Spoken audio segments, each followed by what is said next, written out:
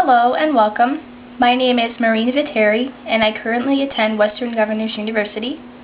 Today I will be doing a presentation for the LUT1 course, and the topic of my presentation is a look at the importance of leadership qualities in today's workforce.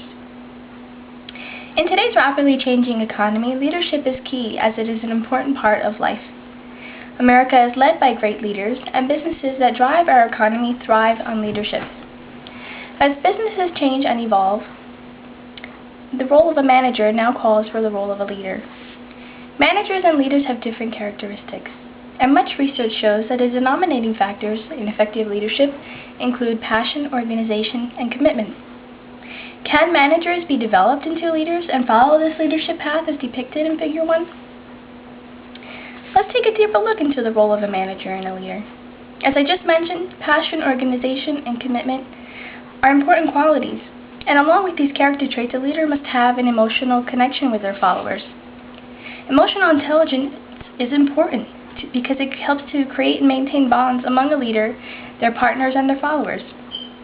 We can also note some additional character traits in Figure 2, such as integrity, knowledge, and courage. Special Agent Timothy Turner for the Leadership Development Institute at the FBI Academy reminds us that because emotions and moods are so contagious, the prevailing attitude of an organization is usually a reflection of its leadership. What other aspects should we observe in leaders? Well, one being organized, being creative also helps. Leaders should be committed, visionaries, and show trust by empowering their followers and employees. A leader without dedication would not be a leader at all. When comparing personalities of a manager and a leader, differences may be somewhat apparent. However, a leader may not necessarily have a leadership title. According to Anand Sharma, CEO of TMB Consulting Group, he notes that managers and leaders are not one and the same. A manager represents limitations, while a leadership position represents growth, achievement, and success. Leaders must be willing to inspire and motivate those around them and give them a sense of accomplishment every day. A leader must have a unified vision, shared aspirations, universal goals, values, and accountability. Studies show that world-renowned leaders shared common leadership qualities despite different generations and objectives. Take, for instance, Mahatma Gandhi. He's illustrated in Figure 3. He was a very passionate and determined individual. He believed even the worst of people could be turned around by them realizing and seeing their behavior as unacceptable.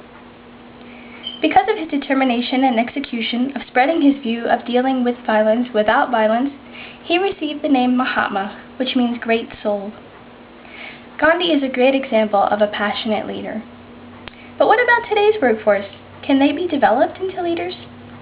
Dr. Thomas J. Roach, author of Interviewing Rhetoric, states, in sight of all this leadership hype, many managers try to lead from behind a desk. And we can see an example of this in Figure 4. A very disengaged manager.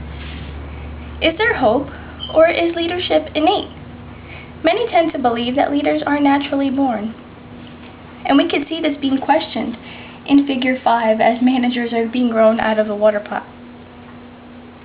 Dr. Janet Mahoney, Associate Professor at the Director of the Graduate Program of Monmouth University, would actually beg to differ. She says, leaders are not born into greatness. Instead, leadership involves learning a body of knowledge, developing these skills, and like anything else, lots and lots of practice.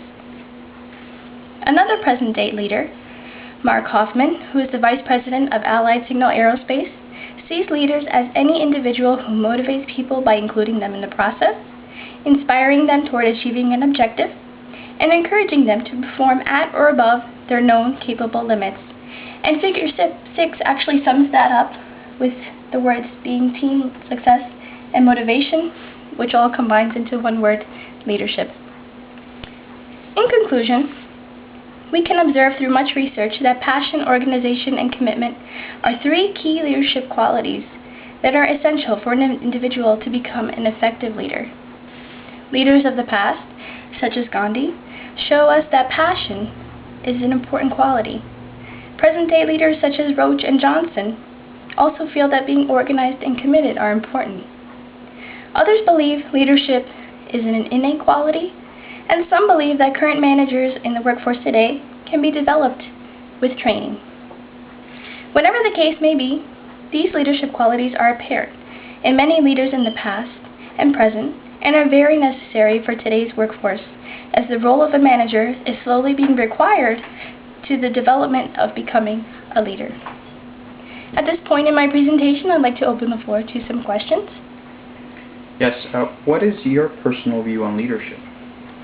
Well, I believe that leaders can be developed, and with a passion and dedication and commitment, anybody can really become a leader as long as they feel that drive for it. Do you view leadership to be an important role in many corporations?